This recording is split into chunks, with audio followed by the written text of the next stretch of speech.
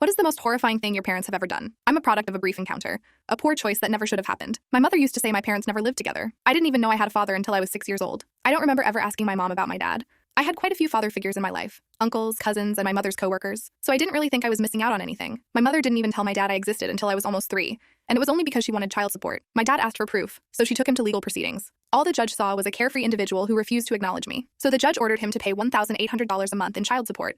Unreasonable. My father agreed, but demanded to meet me. My mother finally gave in right before I turned 6. He lived in another state, so we flew out to see him. I warmed up to him immediately. He gave me a lot more attention than my mom. He actually played with me. I have fond memories of running around on the beach with him when it was time to go. I was inconsolable. I didn't want to leave, due to the distance and my mother's self-centeredness. I didn't see him often. I belonged to my mom and was only allowed to see him on her terms. But we did call each other a lot. When I was 10 years old, he was diagnosed with a serious illness, a tumor in the brain. It was inoperable. He must have known it was a terminal diagnosis, but he protected me from that. He only ever wanted to talk about me and how I was doing. One night when I was 11 years old, my mom flatly told me my father was passed away. I asked how and why. I didn't understand how seriously sick he was. My mom told me to quit bothering her and go to my room. I had only known him for 5 years.